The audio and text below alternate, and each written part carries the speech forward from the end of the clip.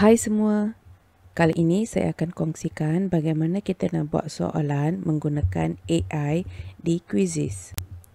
Di halaman utama ini, kita perlu klik Quizizz AI di sebelah kiri ini untuk kita menghasilkan soalan menggunakan AI. Okey. Selepas kita klik, dalam paparan ini kita dapat lihat ada 4 pilihan untuk kita menghasilkan soalan menggunakan AI, iaitu worksheet or question bank, YouTube video, dokumen ataupun website or online artikel.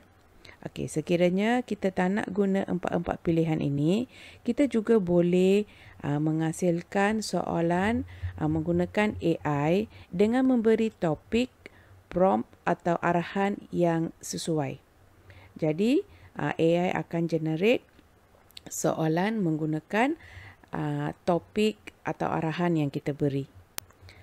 Untuk kali ini, saya akan guna pilihan yang keempat ini untuk menghasilkan soalan menggunakan AI, iaitu website atau online artikel. Baik, kalau kita lihat di sini, untuk generate soalan daripada website, kita perlu paste website URL di sini ataupun link website itu di sini. Okey, contohnya katakan saya dah ambil satu website iaitu Sejarah Kemerdekaan Malaysia dan saya nak AI menghasilkan soalan berdasarkan artikel ni.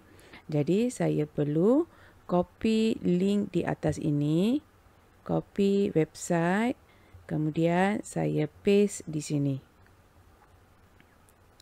Okey, selepas saya dah paste link website itu, okey, di sini kita kena tentukan language. Okey, kalau kita klik di sini dia ada banyak pilihan bahasa. Okey, di sini saya dah klik Malay. Okey, kemudian number of question. Kita kena pilih bilangan soalan yang kita nak. Okey, contohnya katakan saya pilih 8 soalan. Okey, kemudian subjek dan grade. Okey, yang ini mengenai sejarah. Okey, kemudian grade saya pilih grade 5. Okey, sekarang kalau dah siap semua yang ini, kita klik generate quiz di bahagian bawah ini. Kita perlu tunggu beberapa minit dia. Okey, AI dah generate soalan berdasarkan link website yang kita beri. Okey, sebelum kita share kepada murid, kita perlu baca soalan yang ini. Okey, sekiranya kita nak edit, kita boleh gunakan option AI ini untuk mengedit soalan. Contohnya, okey, katakan saya nak convert soalan ini kepada jenis soalan yang lain, iaitu drag and drop down. Okey, saya boleh tekan ataupun pilih option ni. Okey, ataupun replace with a similar question. Okey, contohnya kalau kita klik di sini, okey, soalan itu AI akan generate untuk replace yang soalan yang sama. Okey. Baik, kalau kita suka soalan ni, kita apply changes. Okey, ataupun kita nak convert to real world scenario. Okey, kita tekan yang ni. Okey, AI akan generate. Okey, untuk soalan ni dia tak generate. Okey, kita pilih soalan yang lain. Okey, convert to real world scenario.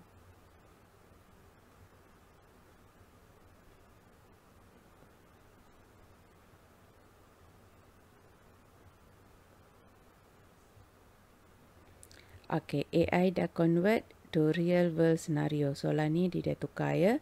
Kalau kita suka soalan ni, kita juga klik apply changes.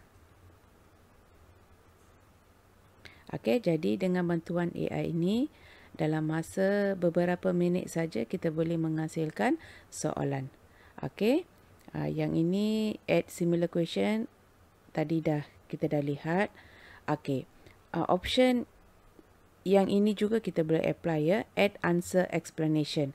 Okey, contohnya kalau kita tekan yang ni, AI akan generate penjelasan kepada setiap soalan. Okey, kalau kita nak, kita save changes. Okey, kita boleh lihat di bawah ni ya, setiap bawah soalan ni dia ada penjelasan. Okey, kita boleh save changes. Ataupun kita nak tukar kepada language lain, okey, kita tekan yang ini. Okey. Kalau kita klik more option di sini, dia ada banyak lagi pilihan. Okey, contohnya seperti add my student name in the question, simplify the question, make it fun. Okey, ada banyak option lagi. Dengan bantuan AI ni, kita boleh bina atau generate soalan dengan mudah dan cepat. Baik, selepas kita dah edit soalan dengan menggunakan bantuan AI, okey, kita pun dah okey dengan soalan-soalan yang ini. Okey, kita dah boleh klik publish di atas ini.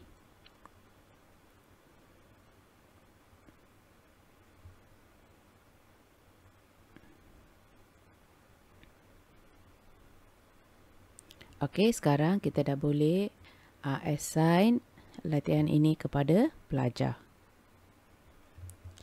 Itu saja daripada saya untuk perkongsian kali ini.